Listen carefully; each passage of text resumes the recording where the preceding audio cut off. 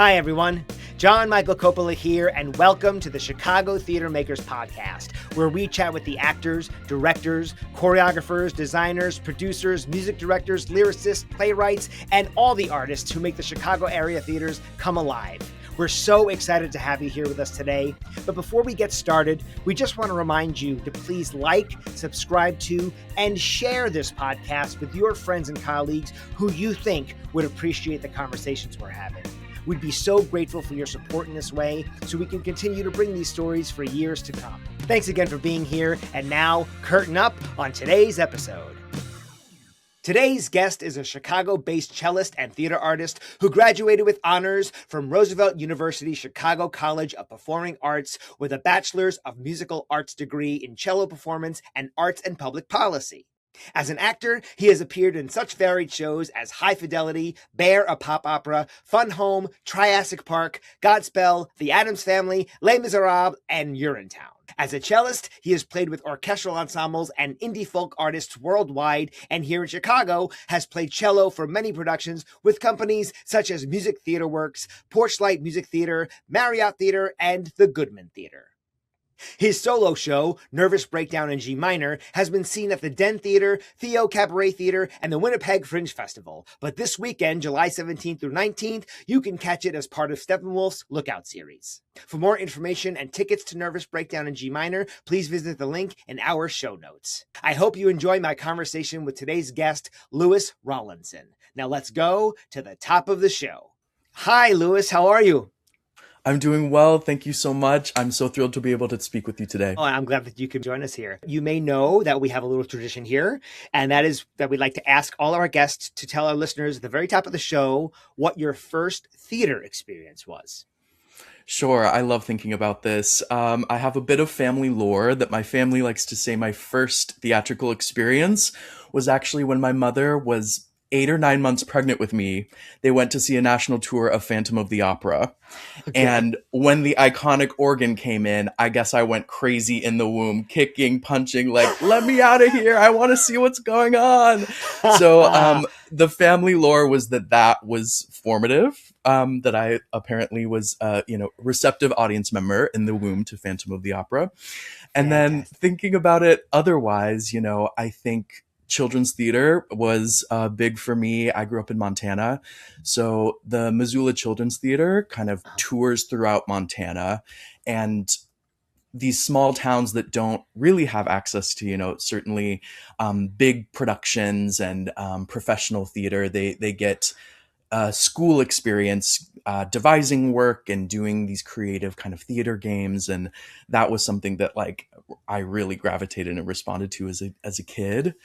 So that was huge for me. And in terms of the first professional production I saw, Broadway level production, it was Wicked.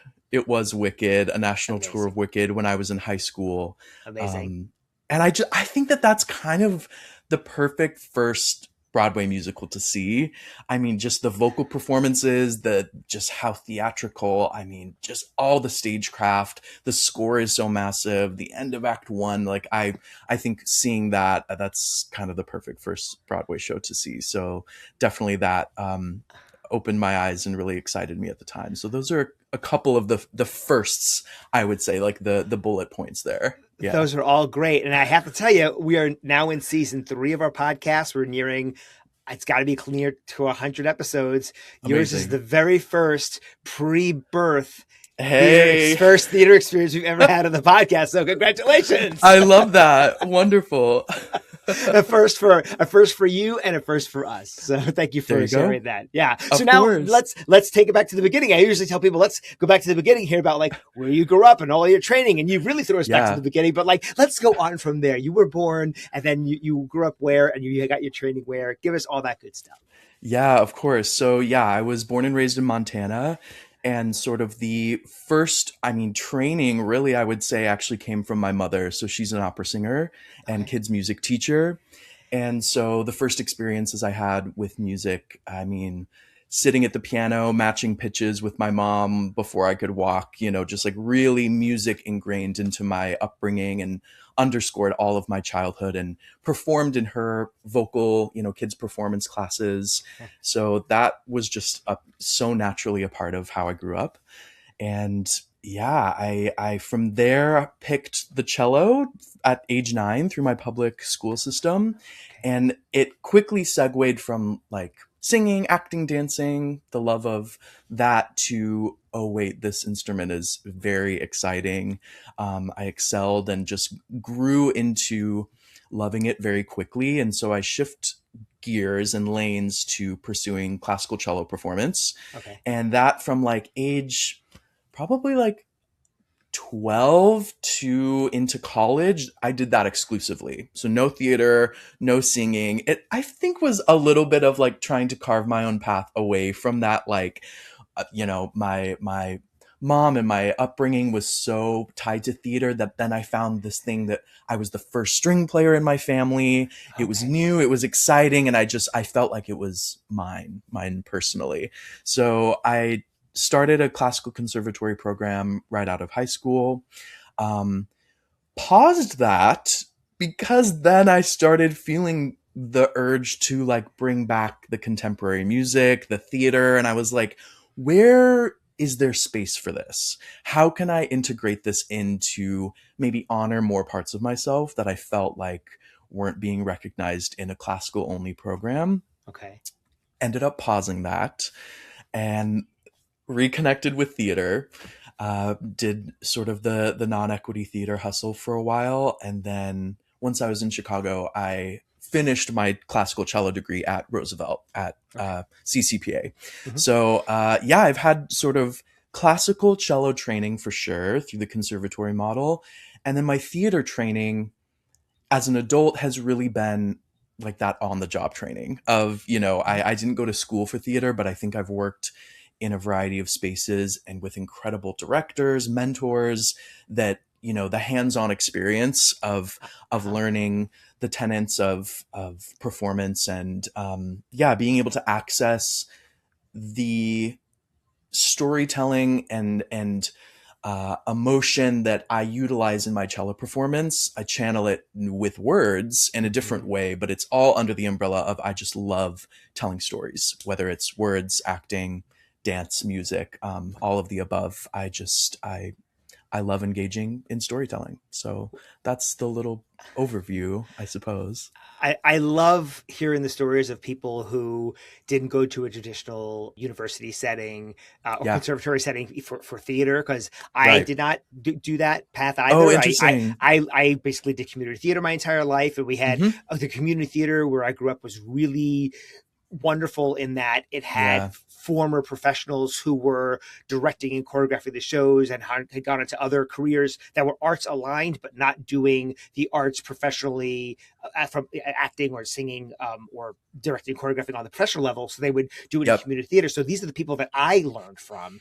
And then, when I was coming into college age, I have a twin brother, and, my dad said, I know you guys were going to go to college. I would really help me financially if you could start a community college, and then from there you can branch off if you want to go beyond that. And so I did 2 years of community college, got a associate's degree in theater arts / drama, and then I just started auditioning, and I worked pretty steadily through my 20s and 30s, and I was I'm always grateful to hear stories that are similar to mine, to know that there's not one path to becoming a success and having a steady career in the arts.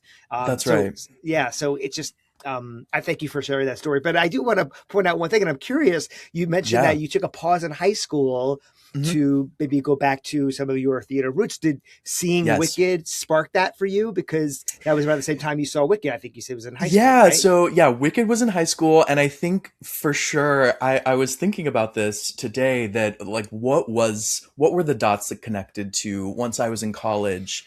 I did 2 years, and then that's when I paused. And I think the exposure to broadening my horizons, like outside of Montana, of, getting to see the Broadway level magic of like, whoa, there's something so exciting about just performers being so uninhibited and just so grand, these performances. And I think there was a natural desire and need for having classical music be such a small box. I felt like at the time that I think it correlates to a couple things.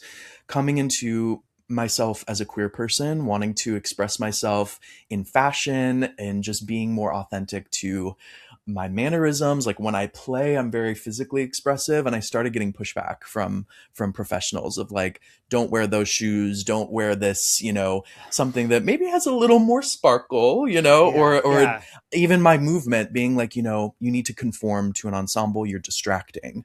And so I was then seeing these theater performances where I'm like, it just feels like there's an authenticity and a more of an acceptance of queer expression on the stage in the theater setting. So yeah, I think seeing professional productions, I think I started trying to integrate that more into my conservatory. And like, I remember auditioning. So between high school and college, I went on like the national audition circuit for classical cello. And I remember I auditioned for San Francisco Conservatory, and I was staying in a hotel, and across the street Wicked was playing. And I had already seen it once. And I like knew that my cello teacher and my parents would be like, okay, you have to practice 3 hours. It's the day before your audition. But I was alone and I didn't have to answer to anyone. And I certainly went across the street and bought a rush ticket to see Wicked again. And, then the audition still went great the next day. And I, still got an acceptance offer and all of that. But I think I started integrating this need of like, no, this is a really important part of myself to honor and recognize. And then the specific conservatory that I was in, I started bringing it up and wanting to work it into my studies, and I just didn't feel like there was the space for that. I remember we had sort of a January term in between the fall and spring semesters, and they had a vocal performance module that they were going to have the instrumentalists do. And I was like, oh, this is so exciting. Like, I get to sing. Oh, how wonderful. And it was classical voice, opera voice, but they still had like a little capstone performance project that we did choral singing, but they're like, if you want to sing a solo and get up and share something that you've learned throughout the module, like, feel free. And so I signed up, and I, with costume and choreography full out, did Mr. Cellophane from Chicago. Like, wore the like suit, got the hat, got the gloves, and like choreographed it. And just like, I was sitting there waiting to go, like in my little costume with my props, and one by one everyone was singing opera arias, and I was like, I think I misunderstood the assignment. But there's no turning back now. Like, what am I gonna do, pivot to singing, like Marriage of Figaro? Like, it's too late. I've planned this performance. And so I got up, did it full out. And it was one of those things where the person leading the module was like, okay, very, very creative. Wow. Okay. And it just was like, it didn't connect, that I'm trying to share with you something that is really meaningful to me. And I want just someone to see me as multidimensional, as interdisciplinary. And so I was beginning to resent my cello, which was the first time I had ever felt like that since the day I picked it up.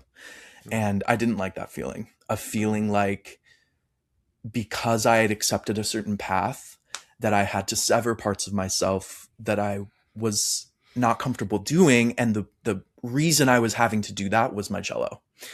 And so before I got to the breaking point where I quit or sold my instrument or said, I'm done with this altogether, I was like, I need a pause here, because I don't feel good. And, that's when certainly in my solo show, I discussed this more at length, but, mental health concerns arose. And I was just like, it's really important for me to pause, to get well and get to a place where I can build back what I feel like is important and essential to me. And that giving up, a full ride conservatory prestigious spot was a really hard decision, and I grappled a lot with, am I disappointing people? Am I letting people down? Is this the right thing to do? And then after a year of like no performing at all, theater or music, that's when I built back in the theater component. And for an adult, I auditioned for my first musical as an adult, and it was Next to Normal, and I played Gabe, and that lit the fire for sure. And like having a piece about mental health, about healing in a really gritty and honest way, was it couldn't have come at a better time. And that then kickstarted my journey to building back the theater component and ultimately building in the interdisciplinary kind of multi-dimensional artist that I currently am. That's such a wonderful segue into my next question, because you did mention in your intake form that you feel that the Chicago theater scene shaped your interdisciplinary identity as an artist, which led to the inspiration and the curation of your show. So tell us a little bit more about all that. Yes. So, before Chicago, I was in the San Francisco Bay Area for 3 years. That's where I went after I started building back in the theater component in Montana. So I moved to San Francisco, which was always a dream of mine. And it was so good to me. I love the Bay Area, and I had amazing experiences there. And then after a couple years, I was like, this is really exciting. Where else could I kind of grow my horizons and get maybe even a broader community? And Chicago became on my radar, and that became the next move.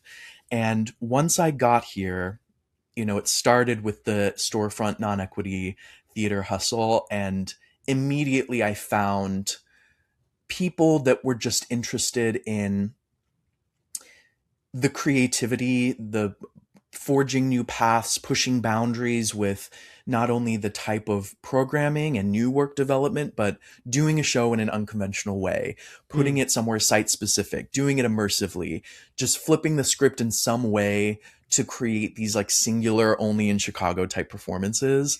That's what I was interested in a community that really sees the artists of like, this is a unique strength that you have. Let's use it. Let's play into it. Like, oh, you play the cello. Like, let's integrate it into this ensemble character that like, it's not maybe on the page, but we welcome, using the talents of the artist in the room to the full potential and not limiting ourselves to like a predetermined idea of what a piece of theater has to look like traditionally.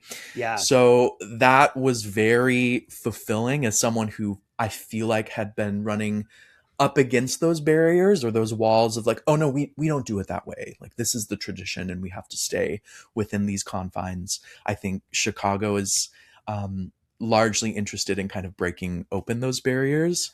And then, I had this idea for my solo show, probably by 2016 or 2017, I was like, I think I have something to say here about my journey with classical music, kind of the formation of falling in love with it, and then the idea of having to put a dream or something you love on hold because you don't feel like you belong, or sort of life comes up in a way of either health related or otherwise, where you have to kind of go back and rebuild back to what makes you you and the reasons that you love what you love.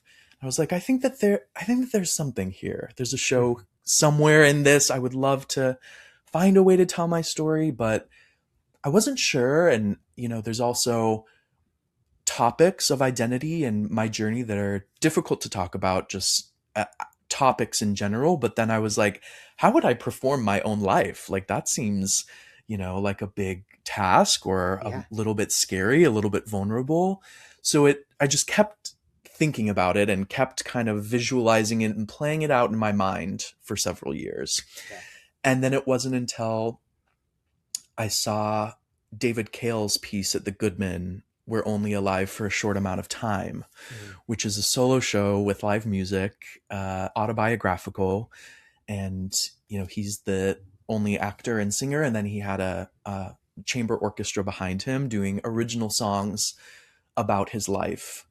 And it's about a tragedy that happened in his family.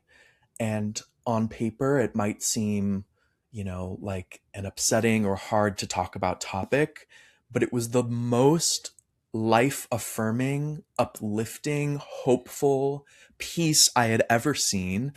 Just a total testament um, to resilience and leaning on art for healing. And I walked out so inspired, so in awe.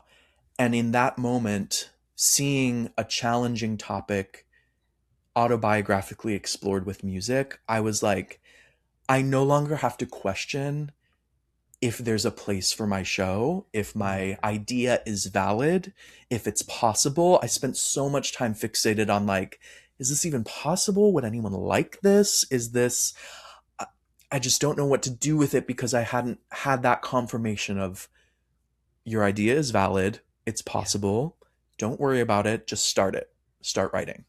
Start the show. So I had that confirmation, and then, life is busy. I didn't get to it until the pandemic kind of like slammed everything on the brakes. And I was like, Sure. okay, I have all this time. I'm isolated. If not now, when? Like I have to start this thing.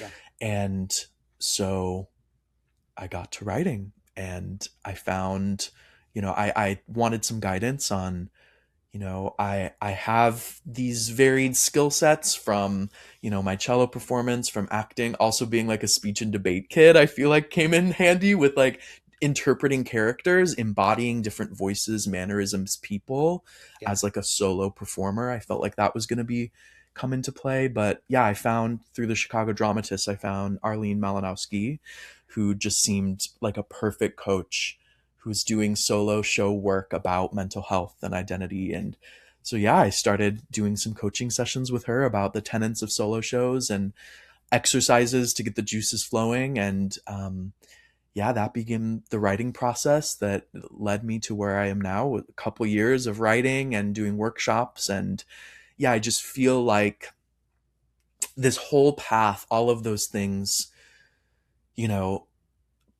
it would look different in any other context or environment, but I just really believe that Chicago has this sensibility and belief in just seeing people and uplifting people. When you go to someone with an idea, at least in my experience, it's met with just like, that sounds interesting. Like, you have to do that. Like, yes. And here's this person that like could help you with this element of the show. Like, yeah, I want to rally for you and ride for you. And here's how I can help you. If not personally, like, I know this person that sounds perfect to guide you along that path. And it's just the most uplifting and affirming and rewarding environment for creativity, new work, development, and just feeling like I can own and be celebrated for all parts of myself.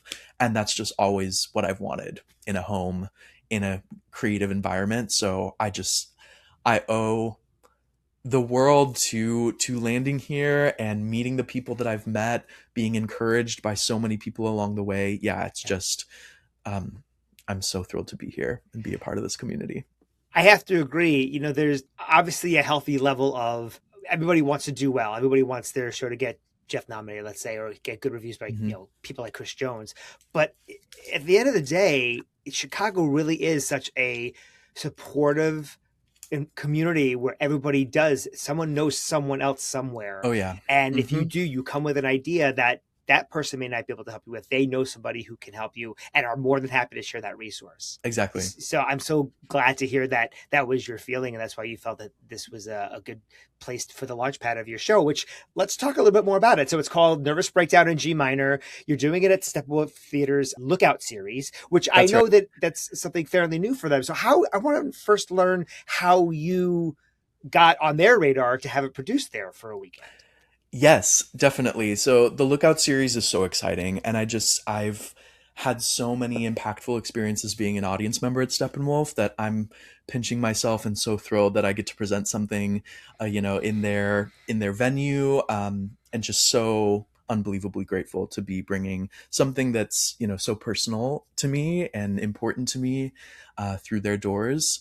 Yeah, so this Lookout series is something that I think is truly admirable that, a theater of this size and status is doing, that they're bringing in interdisciplinary shows, Chicago-based artists to Hmm. celebrate all different sorts of performance of stand-up comedy, of dance pieces, solo shows, experimental music pieces, just really anything you can kind of think of or put a name to. There's someone doing it at this series. And so I had taken my solo show to the Winnipeg Fringe Festival, which was an incredible experience.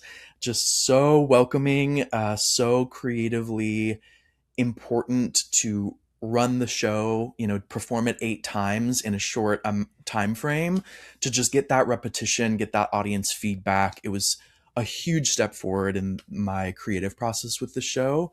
Yeah. But yeah, I traveled with this little Chicago group to Winnipeg, and we stayed in an Airbnb together, and it was just the most wonderful experience. I went with a Chicago-based performer named Willow Wilhelm, who also has a solo show, Gender Play or What You Will, that it is an exploration of gender and Shakespeare. Just so inspiring, and they were, developing their show uh, before me, and I definitely leaned on them as a resource for how their show came together, and then we were able to do it in Winnipeg together, along with their stage manager. Ended up agreeing to do my show as well, so she was doing double duty at the Winnipeg Fringe Festival. Lucy Whip, an incredible company manager, production assistant, stage manager, everything under the sun that she does. She worked on that my show there in Winnipeg. So Willow had done their show at the Lookout series previously, and Lucy works on stage management with the Lookout series at Steppenwolf as well. So they were like, you should speak with them about, I think your show would fit with their mission of, sort of interdisciplinary Chicago-based shows being highlighted in this series, and their connection and belief both in Winnipeg, helping me make it the best that I could on, a very accelerated, I mean, you have a 3-hour tech day and then you put your show up at this Yeah. Fringe Festival. It was so intense, but leaning on them for support, and being from Chicago, we just had this little group that was super helpful there. And then, yeah, they connected me with the producers of the Lookout series, and I met with them and talked about my show, talked about the message of, the show is entertaining, and I hope audiences will be entertained, and there's exciting elements of music and storytelling, but there's this deeper purpose, I feel, which is just creating compassionate discourse around identity in the classical arts, making it more inclusive, tackling things like perfectionism, elitism, things that I think keep barriers up for both performers and audiences in the classical arts. And so I want to start those conversations. I want to partner with different organizations in the education sphere, in the community engagement sphere, of really, using this as an opportunity to engage and inform as well. And so I think that the producers, were receptive, obviously, and believed in my work, and wanted to include me in this series. And I'm just, uh, I'm still, kind of coming to the realization that it's actually here, that it's happening, that it's not just a dream. Because, of course, it's been a dream always Yeah. to present it on this scale. So Sure. could not be more thrilled that this journey, again, the Chicago connections, connecting those dots, Yep. all the way to helping me along a path of achieving a dream. It's just, I'm so grateful.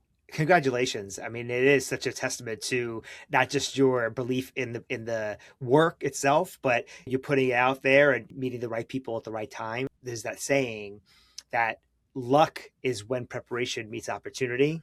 And Yeah. so that's just exactly what it seemed like it was for you. And I'm also a big advocate, as I mentioned before we went live, of people creating their own work, promoting Yeah. their own work, advocating for their own work, because it's not easy, and Yep. you reached out to me to even just be here on the podcast. And I'm Yeah. so thrilled that we're having this conversation about all this. I also wanted to point to, I did look at your B-roll for the Oh, show, great. and you had a little clip on there about how you equate the sound of a cello is the same as the range of a human speaking voice, and That's right. why that makes people gravitate towards that instrument so much. Can you talk a little bit more about that? I found that a really interesting parallel, but also I actually agreed with it because I have heard cello pieces before and never could really put into words why they're so moving. We have a young congregant at our temple who every year is invited to play Kol Nidre every year. And Oh, the first year yes. he did it, he was in high school.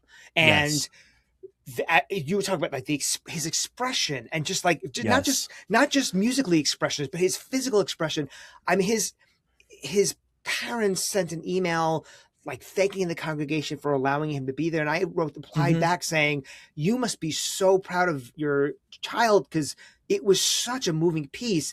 And I don't equate it to not only the context of that piece of music, but and not just his performance of it. But then when I saw your clip and it said it mirrors the speaking tones of the human voice, it was such an illuminating thought for me to hear it in that context. I could never express it that way. When did Yes. you come to the realization, or is that something that is taught to you when you're learning the cello, that is a component of the instrumentation of it or the playing of it? Yeah, that's a beautiful experience that you shared. I mean, that piece, Kol Nidre, is so, expressive and evocative and important. And yeah, it's cool that you're having that connection. And I think for me, it was a couple things. I think naturally, as a segue from being a singer, having opera, and my mother being my first exposure to music, and then connecting the dots to the cello. I mean, the tone that I'm speaking at right here, like this note, that's an octave that I would play on cello. Violin is higher, double bass is lower, but the octave range of the cello is in that, human voice range. Sure. So I think it's a couple things. I think the vibrations, the tones of the instrument resonate in our bodies in a way that, the way my voice is resonating through my body right now, in my chest, in my head, those tones, I think, come into us in the same way.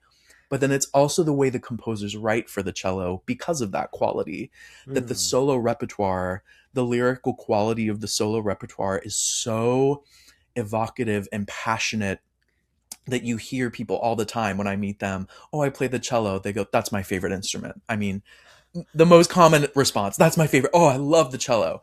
And it's, I think, because of those two aspects, that the resonance quality is so familiar and warm, and it's like a hug.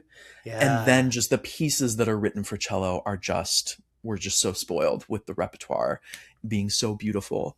So I think naturally, when I started playing, I didn't make the conscious connection first. It was just like, oh, I love this. This is so much fun. I'm just like, oh, wow, this is a new world, and I love this instrument. And then I had a teacher point it out to me, and I actually reenact the scene in my solo show of the teacher that took, the first work as you do as a new instrumentalist on any instrument is, where do you put your fingers? How do you hold the instrument? How do you play in tune? Yeah. The very technical work comes first, of course. Yeah. And then she was the teacher that was like, okay, you've got a lot of the technique built. Let's talk about expression and phrasing and storytelling and lyricism. And then I was like, oh, I can sing through this instrument. I can use my bow like I use my breath, use my vibrato like I use my vibrato with my voice, create the long arcs where if you're singing a piece, like where's the crescendo, where's the climax, where is it leading to? All of those concepts are the same. And then I realized that I was already singing the melodies in my head while I was playing. Like if I'm playing da da da da da da da da da da da, I'm doing that in my head while my fingers are doing it on the cello. So there is, and of course each performer is different, their mind body connection of how they're creating this expressiveness. But I think with the cello, with the repertoire, depending on what you're playing, if it's a romantic lyrical piece, like that's kind of the goal, is to have it the impact of it being this lyrical vocal quality that resonates with people, in that warm, comforting, evocative way that lyrical vocal music can as well. So yeah, Well, that's sort of my process. no, it's so great to hear. My wife and I actually just saw a little night music the other night at Marriott Theatre. Oh, one of And my favorites. I can't wait to see it. okay, now impressively, the young man playing Henrik plays the cello live.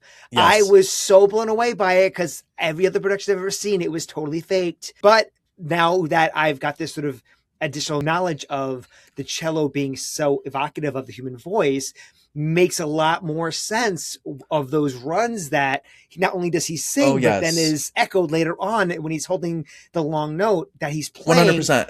It's reciprocal. Yeah, it's Yes. a cadenza that first is played while the note is held, and then Then he sings it. sung while the note is held on the cello. It's Yeah. And Sondheim, of course, the way he connects Yeah. his characters to instruments, and I mean, we could have a whole exploration. That's a whole other podcast. I'm That's sure a we whole 3-season podcast about his connection to instruments Yeah. and vocal motifs and all of that. But yeah, that, I mean, such a perfect example Have you of played the Henrik? connection. I have not. I've performed later the Okay. song in Okay. cabarets, but no, it never worked out for Ah.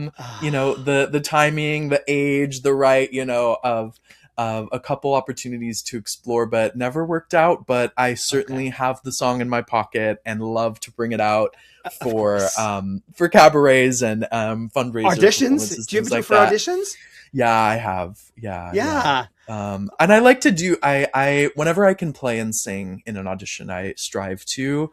Amazing. And it's cool to also do other Sondheim songs that don't have that built in, but create my own arrangements. Sure. And a lot of the folk rock kind of musicals, either pop rock or folk Americana musicals. Yeah.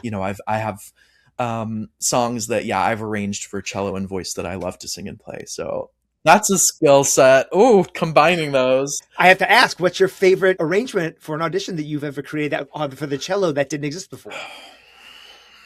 Ooh. I know this is coming out of left field, so take all the Yeah, time you need. no, there's I think I would say, I mean, I did a really pretty version of Not a Day Goes By, that I like a lot.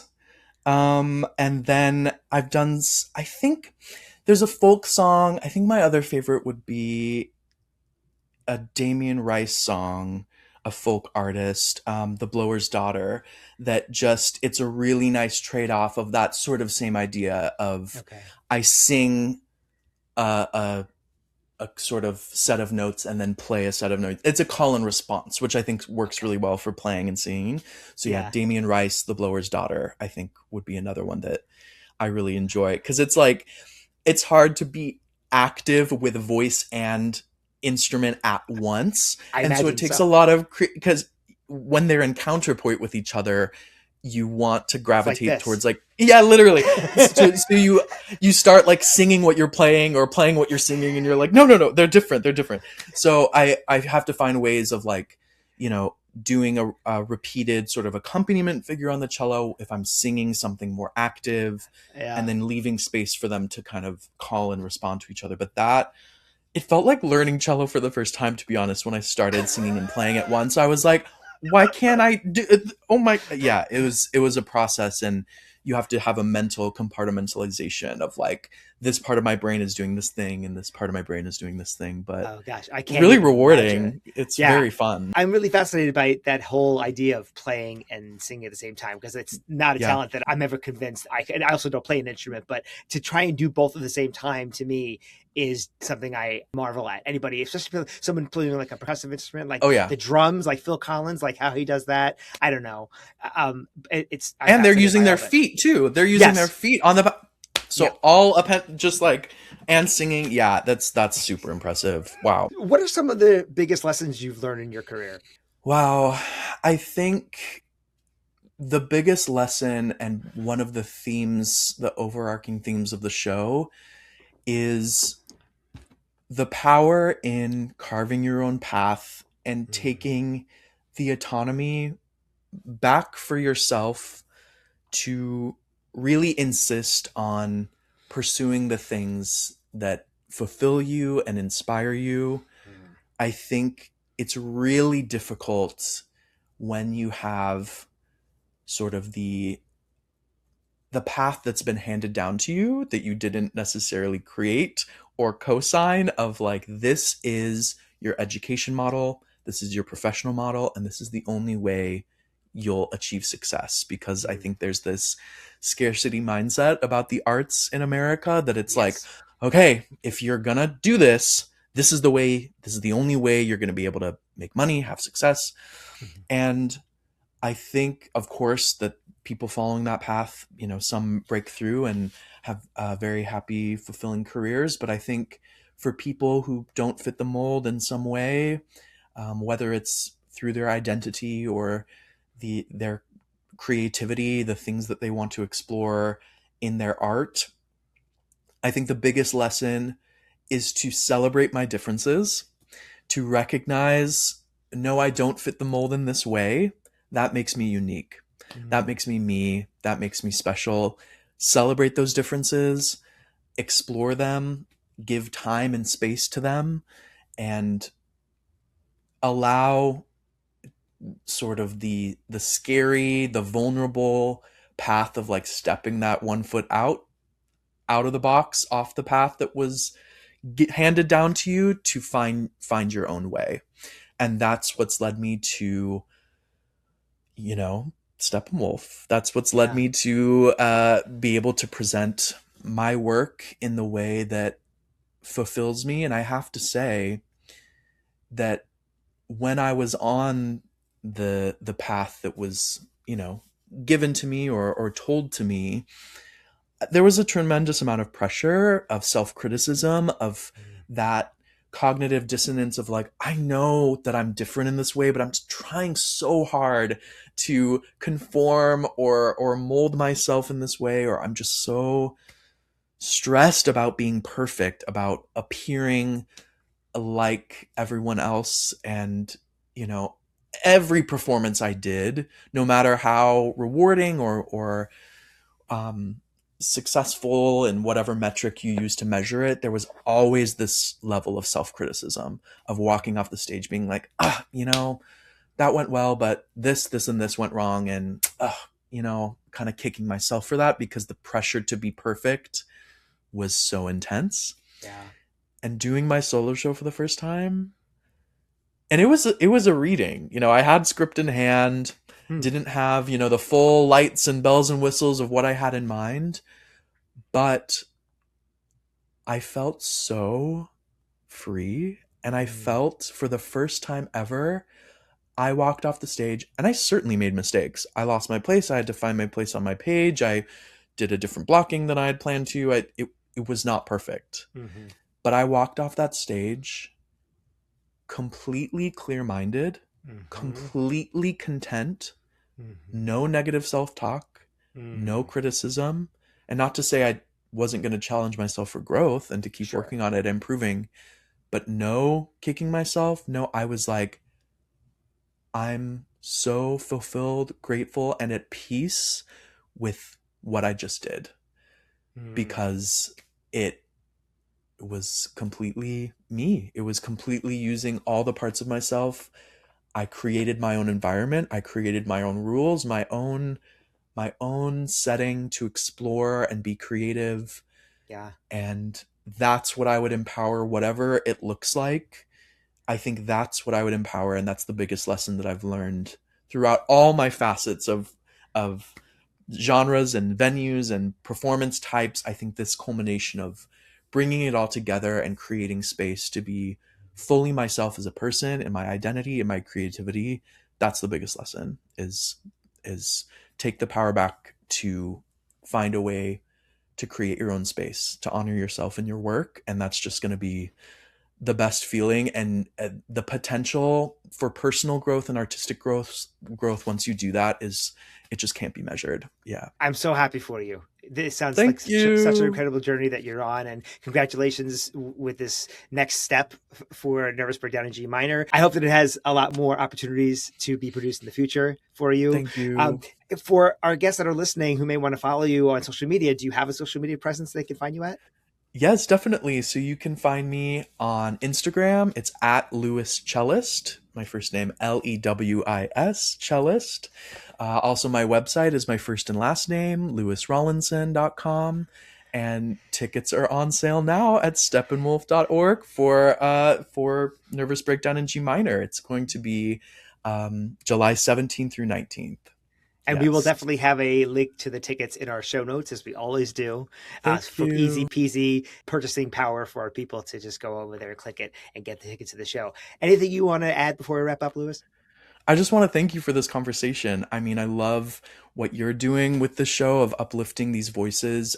Chicago is just such a diverse array of people and creatives, and like I said, that's been so formative to me. And so the fact that you're getting the word out about all these different artists and entry points, and just letting the folks know that Chicago's the place. I mean, to make work, to meet people. I just really commend you for what you're doing, and thank you for this conversation. It was really wonderful. It was my pleasure, and I'm having the time of my life doing it and meeting artists like you. So thanks for being here. Thanks for joining us at the Chicago Theater Makers Podcast. Please don't forget to like, share, and subscribe wherever you get your podcasts. The Chicago Theater Makers Podcast is a production of Spirit Art LLC, and our podcast theme music is by Paul Langford. If you or someone you know would like to be a guest on the podcast, please drop us a note at our website, ChiTheaterMakersPodcast.com. That's ChiTheater, makers with an S, podcast.com. We hope you enjoyed spending time with us as much as we enjoyed spending it with you, and we'll see you on the board soon.